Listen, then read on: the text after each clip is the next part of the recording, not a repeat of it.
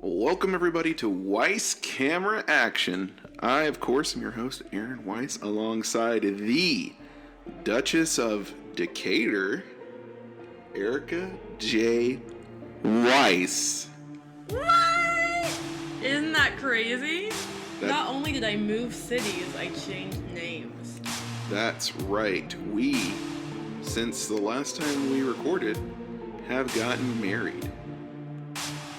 And I think we've only done one episode when we were engaged. That sounds right. So lots has been happening. Which, as you can probably understand, is why we haven't been recording. Right. We've been a little busy wedding planning.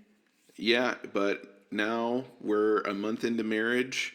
We are settled in our apartment. We're, loving life together. So we decided to start back up Weiss Camera Action. And honestly, it's about time, and I'm so excited. Actually, so happy we're doing this. Well, we could talk about how excited we are all evening, but that wouldn't get the podcast recorded. This, of course, is Weiss Camera Action, the show where each and every week on your favorite podcast service, Erica and I review movies/series of movies. If you like that and you want to be a part of the show, go to patreon.com/Weisscast, where $1 a month tier grants you the ability to ask your questions that you want to be aired on the podcast. Or you can write in your Darmok reviews, which I forgot to write for this episode, but I'm thinking of right now. And like I said, like I've always said, we've never had anyone write in, but break that streak. And Aaron will be checking the email. I will be checking the email. The $1 tier also gets you Patreon supporters mentioned in the credits, as well as a shout out during the show. Big thanks to our Patreon producers, Chrono Slinger and Pepe Danger. If you don't have any change to toss our way, that's no big deal. You can catch the show each and every week on podcast services around the globe. Housekeeping for you. This is the first episode of the semi-new format where we will be comparing the Harry Potter books to the films. Also, Weisscast will be returning next week with a brand new format and new co-hosts. That's right. I said co-hosts. More than one. Multiple. Emphasis on the s.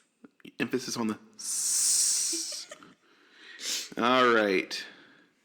So yeah, you heard it right. The grand, end of the hiatus for Weiss Camera Action is Harry Potter, which is an absolute thrill and delight in my heart.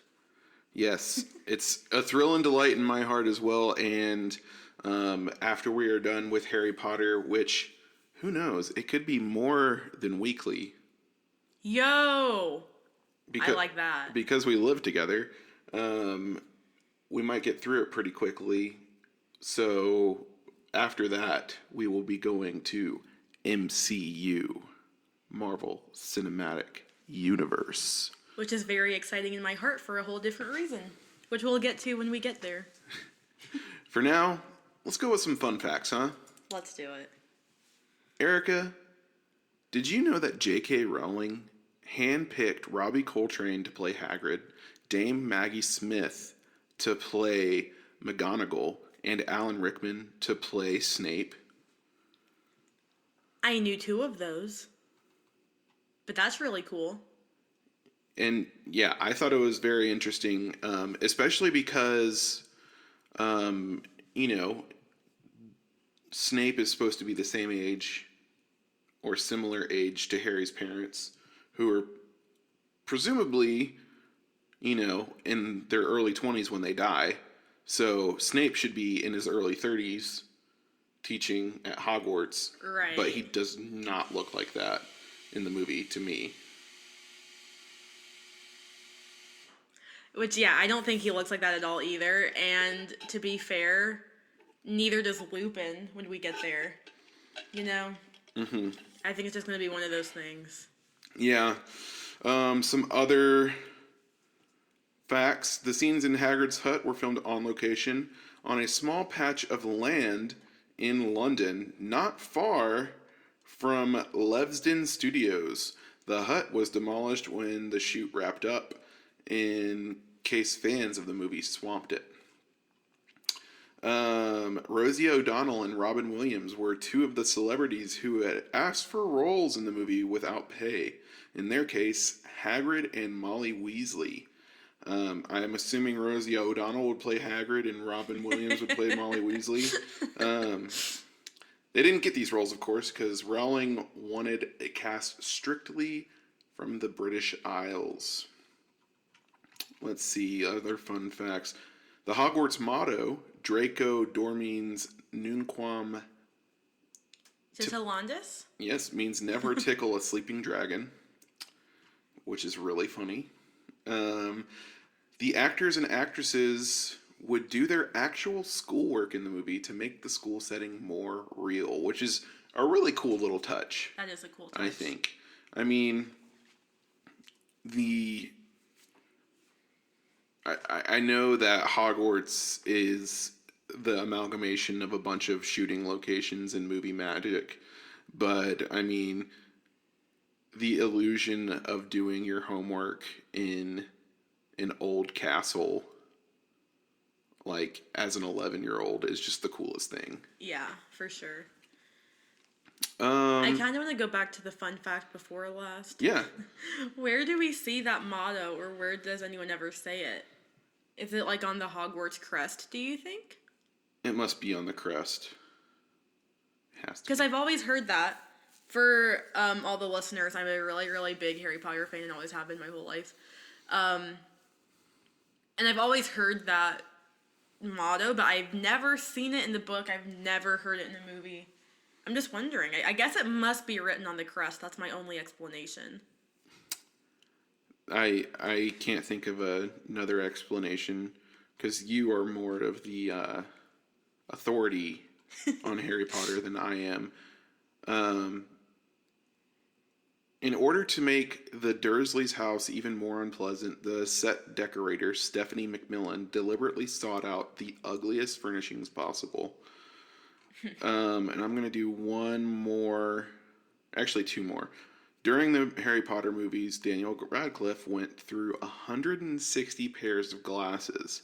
Now, this doesn't say why, but you got to think, like, was he breaking them? Or were they just getting smudgy and they couldn't clean them very well? Like, Okay, so about them being smudgy, what I've heard is that most of his glasses actually didn't have glass in them. If you look closely, you can actually kind of tell they're just empty frames, because that way they don't have to worry about a glare while shooting. And I know why he went through so many wands. Apparently he used to, like, use the wands as, like, drumsticks and just bang them on things, and they would get scuffed up and they would snap and whatever. I have no idea what he was doing to his glasses to make them break. Where he would need 160 pairs. That's really funny. oh, and the last fun fact is this is the only movie / book in the series that has a different title in the UK than it does in America. In the UK, it's called Harry Potter and the Philosopher's Stone. And in America, it's called Harry Potter and the Sorcerer's Stone. And I actually don't know why. I don't know why either. I know that the Philosopher's Stone / Sorcerer's Stone is like a concept that exists outside of Harry Potter. Like, I don't think J.K. Rowling came up with that. So maybe it's just called something different in both countries. Yeah. I don't know. Like, the idea of making the elixir of life and whatever is like a concept that exists outside of Harry Potter, and like actual practiced, what do you call it? Eternal life. No, I forget. It's how it's I'm blanking on it, but like the term that is used for like a certain branch of magic. I forget what it is. It's going to come to me halfway through the episode and I'll scream it out, but yeah. When people actually tried to practice that as a pseudoscience back in like the 1400s or whatever it was, they actually tried to make sorcerer stones. Alchemy! Thank you, goodness gracious, yeah. Rock and roll. I wonder if it's one of those things that like it is more like, British folklore, that like maybe they understood philosopher in a different way than we do. Like when I think of philosopher and philosophy, I think of like Ayn Rand. yeah. Oh God, not Ayn Rand. This is not Ayn Rand cast. Thank goodness, I would not have signed up. Let's get to the plot, huh? Let's. On the night of November 1st, 1981. You know what? We just recently passed November 1st. We sure did. Makes you think. That was almost exactly 40 years ago. Whoa. Little over 40 years ago. That's crazy to think about. Mm-hmm. That means that Harry Potter would be 41 right now. Yep. That's insanity. That is. Okay. Old man Harry. Celebrated wizard Albus Dumbledore, played by Richard Harris, and his deputy Minerva McGonagall, played by Dame Maggie Smith, meet up on Privet Drive in the Surrey town Little Whinging and discuss of deaths of James and Lily Potter, whose 1-year-old son Harry. I didn't know Harry was played by triplets, like baby Harry. That's kind of cute. Oh, wait a second. I thought that the little child's name was Saunders Triplets. No, I think it's... That's funny. I misunderstood. They're waiting on Harry to be brought to them by their half-giant associate, Rubius Hagrid. Spoiler alert that he's a half-giant. As portrayed by Robbie Coltrane. Sometime later, Hagrid arrives with the sleeping infant Harry on a flying motorcycle as the three walk to the front of the lawn of Privet Drive, house number 4. McGonagall initially objects to Dumbledore leaving Harry with the Muggle, non-magical, family that lives there, known as the Dursleys, as she sees them as the worst sort of Muggles after spying on them by day in her animagus form, a silver tabby cat. Dumbledore tells her that the Dursleys are the only living relatives Harry has left, since his mother's sister, Petunia, is the only Dursley that had Lily's blood, in which ensued the protection of Harry and his family. After Dumbledore places Harry on the doorstep with a letter, he wishes him luck before he, McGonagall, and Hagrid depart. 10 years pass, and Harry, as portrayed by Daniel Radcliffe, lives as a household servant to the Dursleys, who treat him with hostility and tries to be a seemingly ordinary boy. His spoiled cousin, Dudley Dursley, as portrayed by Harry Melling, constantly bullies him. After inadvertently causing an accident on a family outing and receiving several unsolicited letters by Owl, the family moves into a 2-story hut on an island when midnight strikes, a mysterious stranger breaks into the hut to the horror of the Dursleys. The stranger, who turns out to be Hagrid, meets Harry and informs him that he's a wizard. You're a wizard, Harry. So iconic.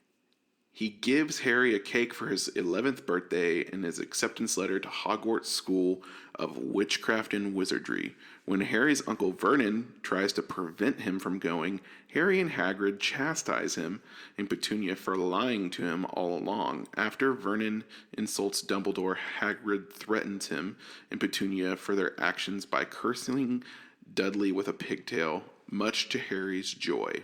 And by pigtail, we unfortunately do not mean a stylish hairdo for a little child. Although that would be equally hilarious. Just one pigtail. Oh my gosh. By morning, wouldn't that be a ponytail? Yeah. This little side pony. Unless it was just half of his hair was in a pigtail and the other half was down. Then that's absolutely one pigtail. No, I'm picturing a side pony. Okay. That would be cute.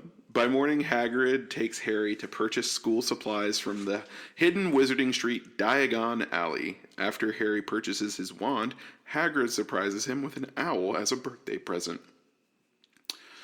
They stay in the Leaky Cauldron, where Hagrid tells Harry the reason behind him being famous in the wizarding world. When Harry was still a baby, one of the century's greatest dark wizards, Lord Voldemort, murdered his parents with the infamous killing curse. After his attack on Harry rebounded, leaving only a lightning bolt scar on Harry's forehead and rendering Voldemort powerless, a few weeks later... Oh, you know what? I read that bad. I really did. But his attack on Harry rebounded, leaving only a lightning bolt scar on Harry's forehead and rendering Voldemort powerless. Period. A few weeks later, Harry boards the train to Hogwarts via concealed platform 9 3/4 in King's Cross Station. That was good. Thank you.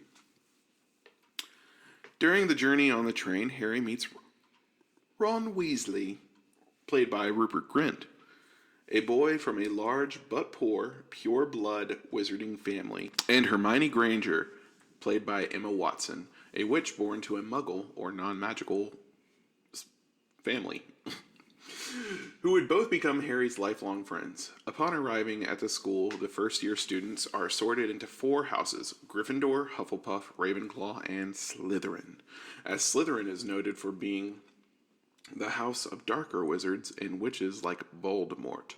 Harry begs the magical sorting hat not to put him in Slytherin, so it instead puts him in Gryffindor, which is noted for being a house of braver witchers and wizards, like his parents, along with Ron and Hermione.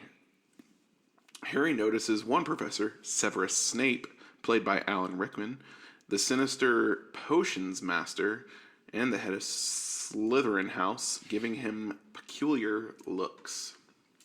A lot of S's there, you know. There sure are. Harry begins learning wizardry and discovers more about his past and his parents. At the end of their first week at Hogwarts, Harry and Ron discover that Gringotts, the wizarding bank, was broken into, and the vault that Harry and Hagrid visited had been the subject of the robbery. Harry discovers his talent for riding a broomstick and inadvertently makes Gryffindor's Quidditch team, a sport in the wizarding world involving flying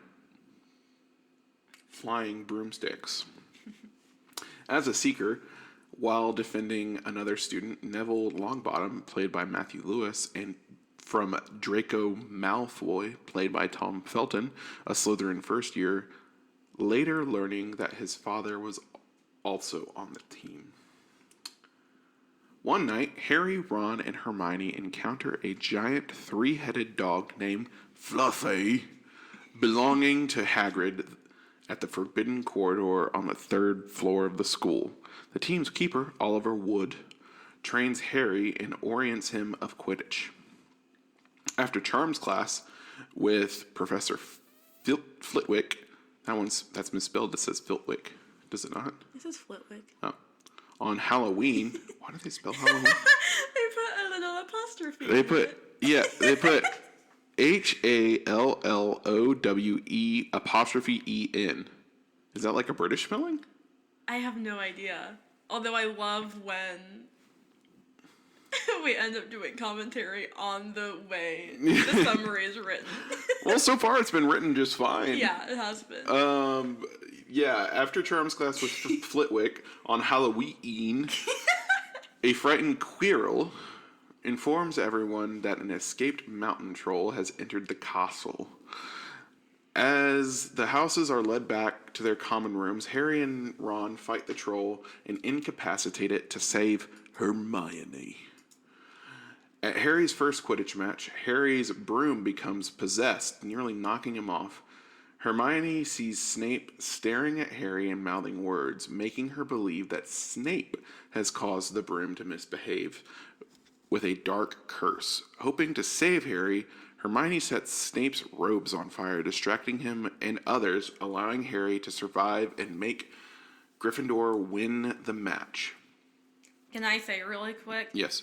I think that a lot of people think that Hermione should be in Ravenclaw because of like how she's the top of the class, she's so smart and everything. But there is no Ravenclaw that would set a professor's robes on fire. That's pure Gryffindor business. Like being like, I know what I can do to solve the issue instead of going to tell a teacher. She's like, I think I'll set this man on fire right now. Pure, unhinged chaos. Very Gryffindor. Not Ravenclaw at all. There's no logic there. It's hilarious. Anyway. Later, Hagrid slips on the trio. He slips on the trio a name when confronted about his knowledge of Fluffy. Nicholas Flamel. After Christmas, Harry receives an invisibility cloak. Oh, at Christmas, not after Christmas. Still, invisibility cloak, pretty cool. Once belonging to his father, which renders its wearer invisible.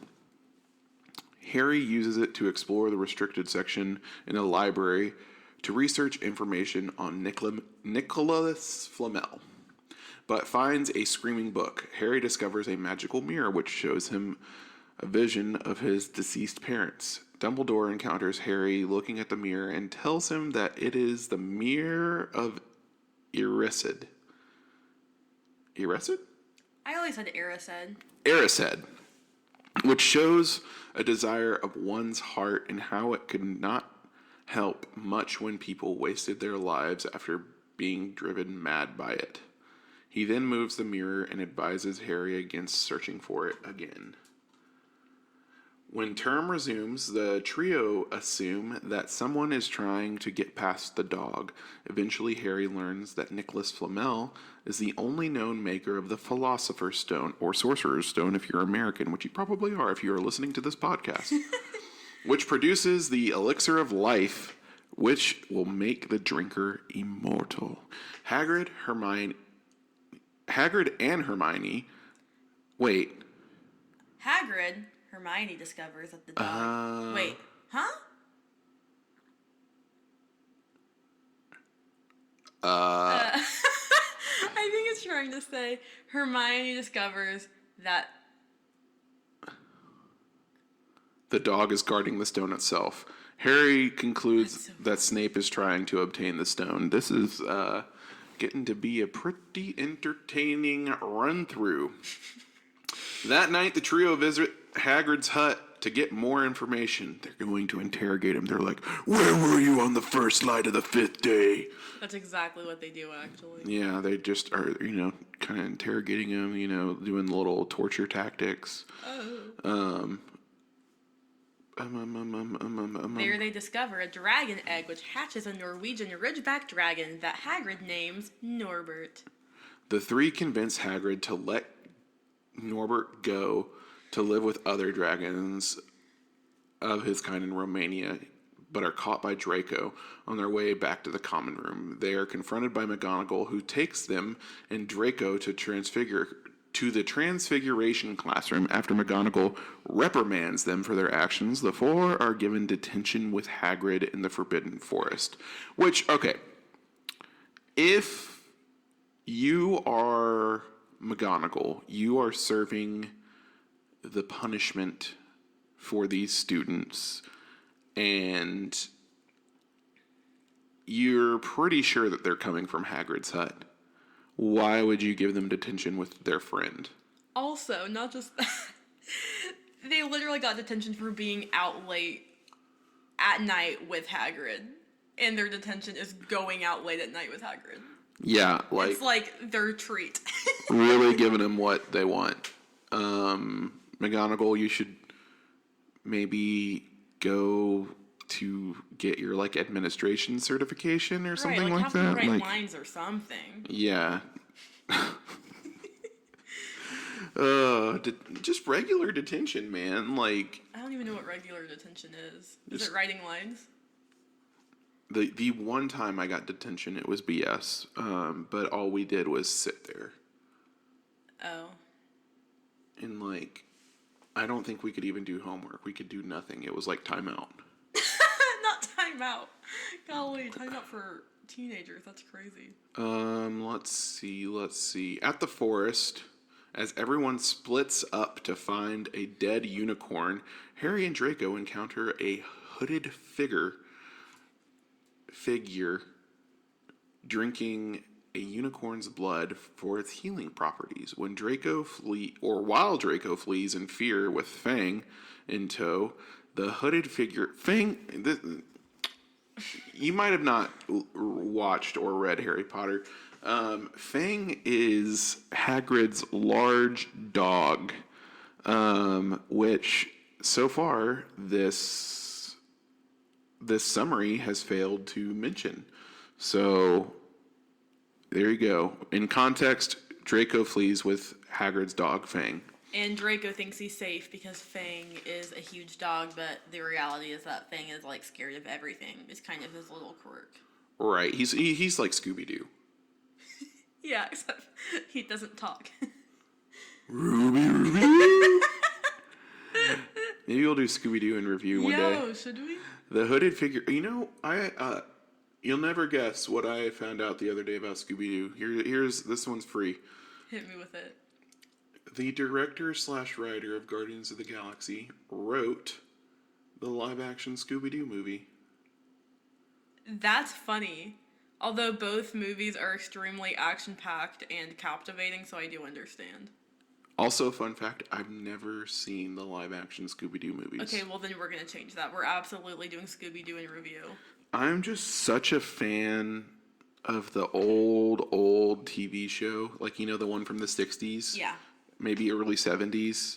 Just love that show so much. It's on HBO Max. We need to watch it. I agree with that. And also don't... Okay, so love the TV show, absolutely. Like, I'm not trying to stop you from loving the TV show. But when you do watch the live-action movie someday, don't go into it wanting the TV show. Right. Don't even think about the TV show. Just expect it to be stupid early 2000s nonsense, and you'll love it. Is this a TV show that we should watch, like, after Whole30, a few drinks in? The show or the movie? The movie, sorry. Yeah. Absolutely. So it's like a wings and pizza and beer kind of night? I think that would actually be the perfect setting, yeah. All right, sweet. Yeah, for sure. We could invite some friends. You get a Scooby snack. Where was I? With Fang in tow, the hooded figure then attempts to attack Harry, only to be scared off by an arriving centaur named Firenze, a close friend of Hagrid's. Harry concludes that the hooded figure was a weakened Voldemort, and that Snape is trying to get the stone to restore Voldemort to full strength. After hearing from Hagrid that the dog will fall asleep if played music, and that he revealed this to a man in a local pub, Harry, Ron, and Hermione conclude that Snape was the man in the pub and attempt to warn Dumbledore. Okay, so when we're talking about this dog, we're not talking about Fang anymore. Yeah, this is poor writing. This is fluffy. Yeah, this is very well said. Couldn't have said it better myself. Upon learning that he is away on business, the trio conclude that Snape will attempt to steal the stone that night and resolve to find the stone before Snape does. The trio, after bypassing Fluffy, face a series of obstacles, surviving a deadly plant, flying past hundreds of flying keys, and winning a violent life-size chess match. Wait, the single best part of possibly any Harry Potter movie / book, I think it's just in the movie though, comes during the wizard chess match. And it is when Ron realizes that he has to sacrifice himself so that Harry and Hermione can go on. And he's telling this to Harry as he's right before he's about to do it. And Harry realizes what Ron's about to do. And Ron's like, do you want to see Snape steal the stone? No. You've got to go on, Harry. Not me, not Hermione, you. And by golly, if that's not one of the best parts of the entire movies, like of the whole series of movies. Am I right? You're absolutely right. 100%. I mean, it's got to be like top 5, maybe top 3 lines. Oh, yeah. I feel like most of the movies have like this very magical kind of like almost breathtaking moment towards the end, and for me, Sorcerer's Stone, that's that moment. Agreed. Not me, not Hermione, you. There. Are you gonna tell them?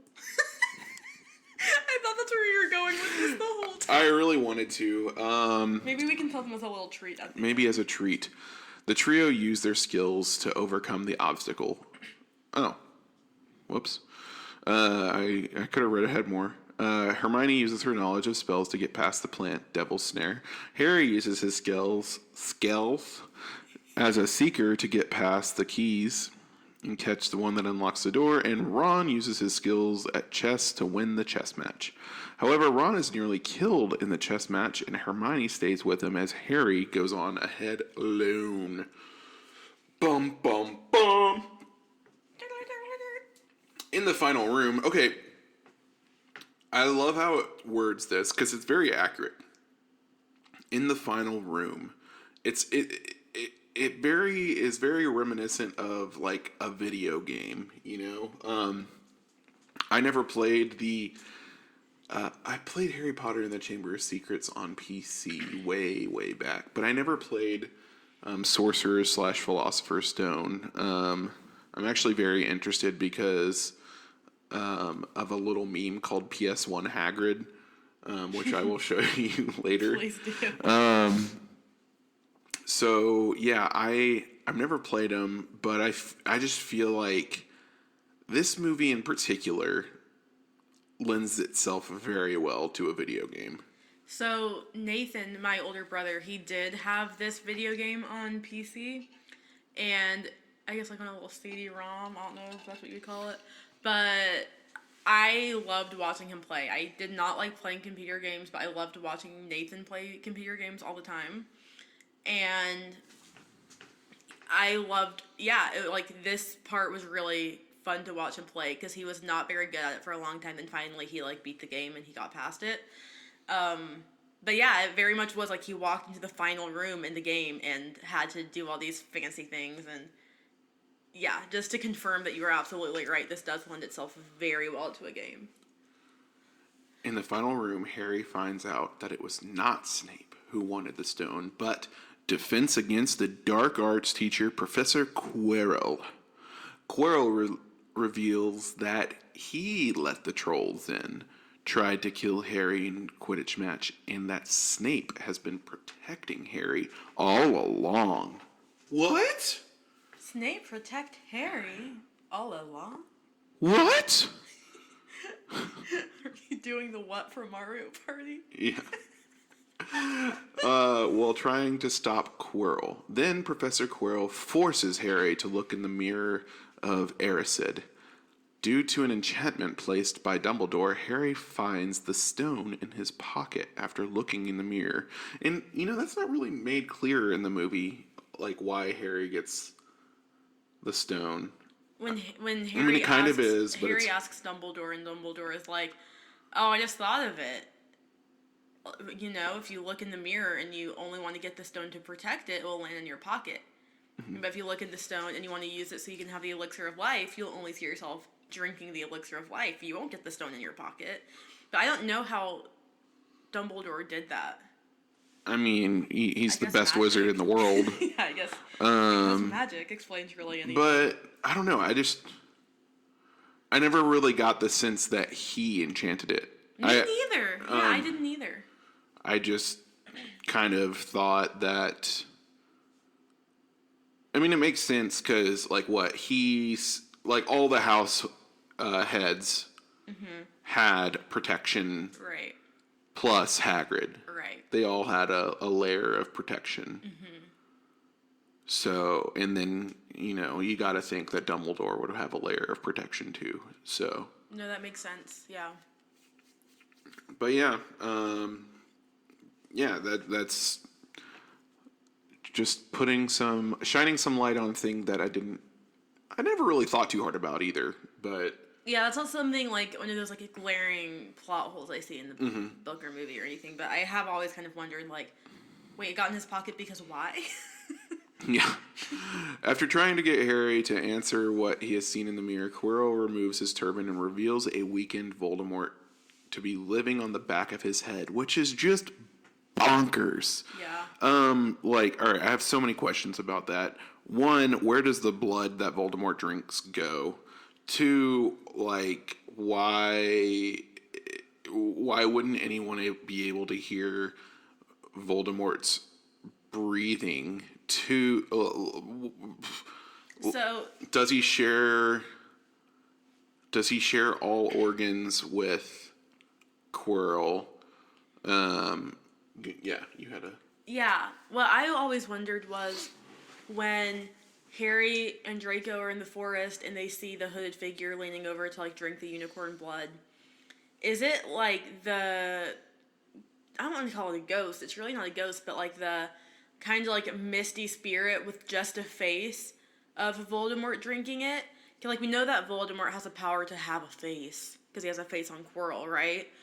So like, was it just Voldemort himself like floating around drinking unicorn blood, or was it literally Quirrell bent over backwards allowing Voldemort to drink the blood? Do you have a theory on this? Because I can't figure that out. I feel like it might have been Quirrell bent over backwards, but I also feel like maybe it wasn't. Well, I'm thinking that if Voldemort was in possession, like, if he was in control of the body at that time, perhaps, maybe magically, he could turn Quirrell's head around for those hunting trips when he needed to feed. Right. Or maybe because they were sharing a body, Quirrell could just drink it, and it would fuel both of them. That's the other explanation. That's more probable in like, not that this would ever happen in real life, but I mean, if it were to be more quote unquote realistic, I think that's the way that it would happen. Yeah. But I mean, it's not like Harry Potter's grounded in realism. Right. Where are we? Harry tries to escape, but Quirrell starts a fire by clicking his fingers to prevent his escape. Voldemort tries to convince Harry to give him the stone by pledging to bring his parents back from the dead, but Harry refuses. Quirrell then tries to kill him, but Harry's touch prevents him from hurting him. Prevents Quirrell from hurting him, and causes Quirrell to turn to dust and die. Sorry, I had to do some editing on the fly there because they were really playing the pronoun game right there. Really are. When Harry gets up, Voldemort's spirit forms and passes through Harry, knocking him unconscious before fleeing. Harry wakes up at the school's hospital wing. Professor Dumbledore explains that the stone has been destroyed and that Hermione and Ron are safe. Quirrell burned at Harry's touch because when Harry's mother died to save him, her death gave Harry a love-based protection against Voldemort. Harry soon exits the hospital wing and is reunited with Ron and Hermione, with Ron once again brought back to consciousness. During the end of the year feast, Gryffindor has 312 house points, Hufflepuff 352, Ravenclaw 426, and Slytherin 472. The Gryffindors are upset, but then Dumbledore interrupts and announces that recent events must be taken into account, and has a few last-minute points to award. First, 50 points to Hermione for cool use of intellect while others were in peril. 50 points to Ron for the best played game of chess that Hogwarts had ever seen, or had seen for many years. 60 points to Harry for pure nerve and outstanding courage, and 10 points to Neville for the bravery of standing up to his friends. These last-minute points win Gryffindor the House Cup, and all the Gryffindors celebrate their victory before Harry and the rest of the students leave for summer. Harry realizes that while every other student is going home, Hogwarts is truly home. All right. So, Erica, what do we think about this? What do we think about this movie, this book? Okay, so I think that this movie to me is really cool because I think it's very versatile, and it's a movie that I want to watch on a lot of different occasions. Like, there's like a very brief Halloween scene. It's Halloween the night that the troll breaks in, or that Quirrell lets it in, whatever. So sometimes I watch it and I feel like it's a Halloween movie. There's also like the kind of spooky element to it, like the kiddie spooky element, which I think makes it kind of fun and Halloweeny in a different way. There's also a really sweet Christmas scene when Harry gets presents for the first time in his life, and he gets to actually enjoy Christmas with loved ones and not just alone at the Dursleys' house. And he gets the invisibility cloak, he finds the mirror of Erised, all that. So I also think of this almost as a Christmas movie in a way, which I know is such a stretch, but in my heart it kind of is. And overall, I think it just has such a nostalgic kind of factor to it that really doesn't wear out. I've seen this movie way too many times to count, probably from the time I was like 5 until now as a 20-something, and I just think it's really a movie that holds up. And Aaron and I are rereading the series right now too as audiobooks, and it's just one of those books where you still can get goosebumps reading it even though you've read it 10 plus times in your life. So that's kind of my overall review of it. I think it's absolutely fantastic and such a great intro to a series. You know, it's one of those where you know nothing is left or resolved at the end. Snape is still an ambiguous character. Voldemort's still out there. Harry is still young and still has 6 more years of Hogwarts left to go. So as a reader, you're really left wanting more. But it's also a very satisfying story as well. So, I mean, that's really what I can say about it. I just think it's fantastic. I also think it's fantastic, and I think it's a very good introduction to this world and these characters. I think that it's very good in a self-contained sense. Like, I think if Rowling had not seen the success initially that she saw with this book and this movie, that it would be a very satisfying, self-contained story. And I mean, I think that's why it was like it was such a perfect ending for it, because it was one of those things where it could be self-contained, but it also left room for other stories. Definitely left their readers wanting more. And I think that if it had been done any other way, then it would have been maybe not quite so perfect an introduction. But I mean, it set up the antagonist for the series. It set up our heroes, our protagonists for the series. It introduced us to 80% of the characters that we will fall in love with for the series in this one book.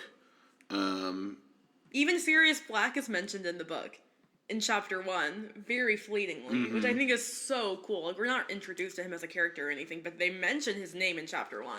Crazy. Right. Like, we're introduced to so many people and themes and tropes of this world, all in this one story, which is just really cool to me.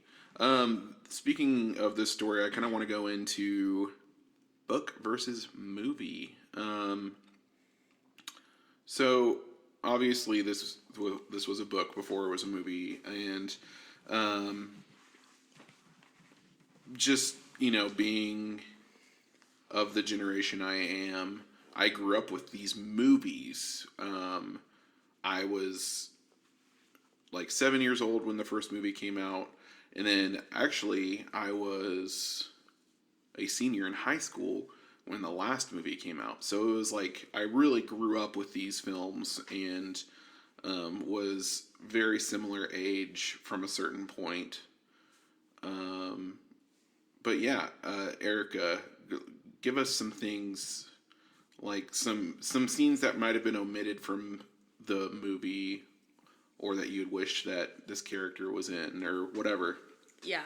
I feel like the most glaring thing that's missing from the movie that was in the book would be Peeves.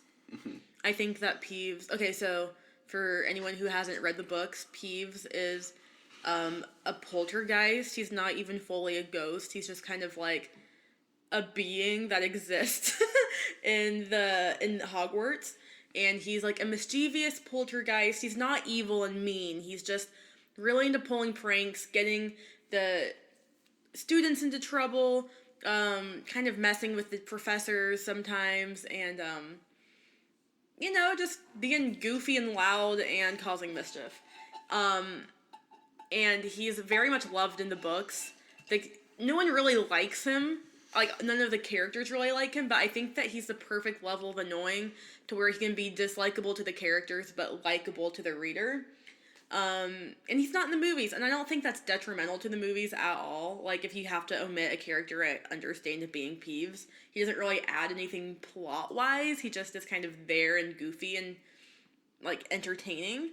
But that's, I think, the most glaring thing is Peeves. I think one of the more glaring omissions for me is kind of how they got rid of Norbert. Yeah.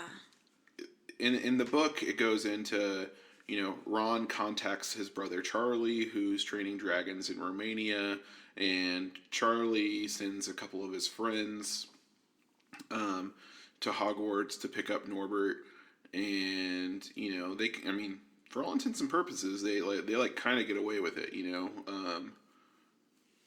but you don't really see that in the movie. And that's also the point in the book where they get caught out of bed and get detention. Yeah. Is they had just gotten Norbert all the way up to the tallest tower of the castle. Mm-hmm. Charlie's friends come get Norbert, and then as they're walking back down to their dormitory, that's when they get caught out of bed. Right. And in the movie, it seems like, or in the movie, they get caught walking back from Hagrid's hut.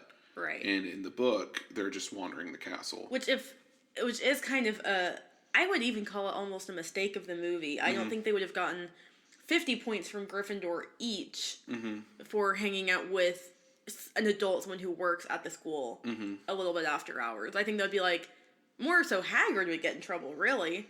Right. Like, you can't be hanging out with the kids at midnight. That's crazy. Also creepy. Like, yeah.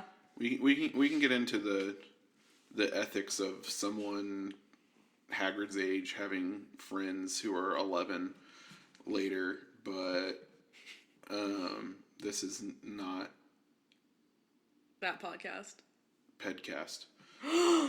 No. I dislike that strongly. I'm sorry. I had to. It was clever. But no, yeah, I think those are probably the most glaring omissions. A couple things from the setup of like how they were protecting the stone was also omitted. Right? So like we have all the heads of houses who all came up with their things, right? So the killing plant, the devil's snare, that's what it's called. That was set by the Hufflepuff head of house, Professor Sprout. And then the keys were charmed by Flitwick, head of house of Hufflepuff. No, of Ravenclaw, I mean. And then the chessboard is transfigured by McGonagall, head of Gryffindor. But we don't have anything from Snape in the movie. But in the book we did. In the book there was like these potions that they had to drink and whatever. And he was the potions master and head of Slytherin house. So that was also something that was missing. I feel like there was another thing down there. But I can't think of what it was that would have been missing from the movie. I don't know if it would have been missing, but we said that Dumbledore's thing was the enchantment on the mirror itself. Yeah. And of course Hagrid helped out by lending Fluffy. Right. Anyway, so just lots of layers. Yeah. Now, in my eyes, and we'll get this to when we rate the movie and rate the book, they're on equal footing for me. The book and the movies? Yes. Yeah. I think that it was fantastically adapted. And, I think both are just great introductions to this world. And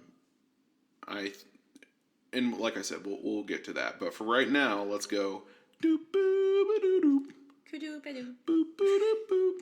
Kudu Bedu.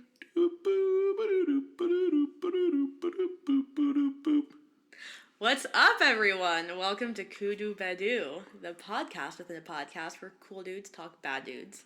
I am your host, Erica Weiss. I am joined by a fellow cool dude, as always, Aaron. And this week we are going to be looking at the villains from Harry Potter and the Sorcerer's Stone. And I think that this is going to be a really cool villain list because of the layers of villain, like the layers of enemy against Harry is just really cool. So, for this movie, obviously it's Quirrell / Voldemort. Right. But I mean, for all of the movies, you could say that Malfoy's on there. Absolutely. Any other ones for this movie? The misdirect is that Snape is the villain. Right. Which I think is really cool. So the whole movie, Snape is acting as the villain. Mm-hmm. From start to finish, we're like, it's Snape, it's Snape, it's Snape. And then it's not until the last, 15 minutes of the movie that we realize it's not Snape. So in another way, it feels like Snape is the villain because, we're led to believe the whole time that Snape is the one who let the troll in. Snape is the one who was jinxing Harry's broom to make him fall off during Quidditch, and he was going to try to steal the Philosopher's Stone, all these things. So it's just cool. I think that Snape is not the villain of the movie, but it's just really cool that for probably the entire movie, for probably 2 hours worth of the movie, we think it is Snape, and then it turns out to be Quirrell. I just think that's really neat how that's done. So, are we saying Snape, Quirrell / Voldemort, and Malfoy? Yeah. Which is so cool. I get kind of excited about this. I love that Malfoy is Harry's, archenemy. They are just absolute opposites of each other, can't stand each other. And yet, he's not the biggest issue that Harry deals with, but it doesn't prevent Malfoy from being as dislikable as he is. If Malfoy wasn't there, Harry would have enough on his plate. But Malfoy is there, and he is still, as intriguing of an enemy, right? It's just, I don't know. I would maybe say Malfoy is more of an enemy than a villain. He really isn't doing anything bad, He's just being a stinker of a kid. Yeah, At this point, later on in the books, he gets worse, obviously. I mean, a lot of times, we could just replace enemy and villain with antagonist. Yeah. So, if the word was antagonist, absolutely. And I guess the term that we're using is bad dude. Yeah. Malfoy is a bad dude. Right. Yeah. He's a bad dude. Which brings us into our next podcast within the podcast, Kudu Dada. Wah! Wah! What's up, everyone? Welcome to Kudu Dada, the podcast within a podcast where cool dudes talk defense against the dark arts teachers. I am your host, Aaron Weiss, and I'm joined by my fellow cool dude, Erica, as usual. Let's take a look at this week's defense against the dark arts teacher, Professor Quirrell. Seeing as how Quirrell's the first defense against the dark arts teacher that we get to know, he is going to be ranked number 1. Woo! Will he stay there? Who knows? But if we do want to give some commentary on Quirrell being a defense against the dark arts teacher right now, the irony of teaching students how to fight against dark arts while having the darkest wizard of all time attached to your head, kind of hilarious. Yeah. I can only imagine the more upper level classes that he's teaching. He's teaching NEWT level classes. Oh yeah. As well, and yeah. So he's teaching how to fight against Voldemort, and all the while Voldemort's just chilling on the back of his head, and he's like, "Shut up, shut up." Do you think that Quirrell was giving them good advice? Do you think he was actually teaching them how to pass the class, or do you think he was doing Voldemort's bidding and like telling them bad things so that Voldemort could get them. I'm sure that he was. I'm sure he was doing his best because, like, I mean, otherwise he would have been, fired really quick or sacked. I'm sorry, sacked. He would have been sacked really quick. So I think that Quirrell was probably doing his best. Like, we don't really see evidence of like him being a particularly bad teacher. In fact, That's true. I don't think we ever really see or hear of him teaching. That's very true. We never have a scene with Harry in his class. Yeah. Interesting. So, yeah. So right now, Professor Quirrell is number one and is sure to not hold that spot. That brings us to our scores. This is going to be a little bit different than our last scoring system. We are going to score the movie and score the book, and we're going to, I guess, have two different lists. Yeah, I think we should. So, Erica. Yep. What would you score the movie Harry Potter and the Sorcerer's Stone? This is so hard. I also, if you guys feel like my scores are comically high, that's just because I love Harry Potter that much, so don't come at me. I'll give my score for this movie a 9.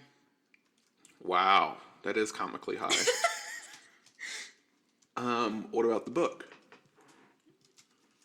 9.5. I just think, okay, so just to give everyone a little background about me as a reader, I am not a very good reader. I did get my degree in English because I really enjoy writing, and I really was trying to improve my reading skills. So I decided to get my degree in English, although I'm still not the best reader in the world, and I haven't read a whole lot of books. Harry Potter is the one book, or the one book series, I can go back to it, read again. So if these scores are very, very high for the book, it's because these books are like the books that I go to. I love them so much. Read them all the time. I think they're fantastic. So, not that I have to defend myself, but I kind of felt like I had to defend myself. I'm going to give the movie a 7.5. And for all the reasons I said, I mean, it's good. It's very good. It's introduction, or I would say an adept introduction to this world and these characters. It is captivating. It's entertaining. I will say looks wise, it didn't age super well, and I definitely feel like the book kind of suffers from this too. But it feels more kiddie than other books and movies later in the series.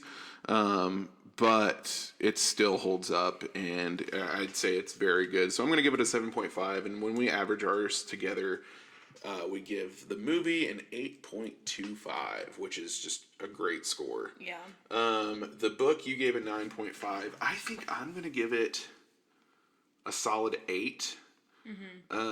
So 17 and a half divided by 2. 8.75, right? 8.75. So, the scores for Harry Potter and the Sorcerer's Stone are movie 8.25 and book 8.75. Join us next week, or next episode, could be before next week, Heck yeah. for Harry Potter and the Chamber of Secrets. Until then, you're a wizard, Harry. Toodles.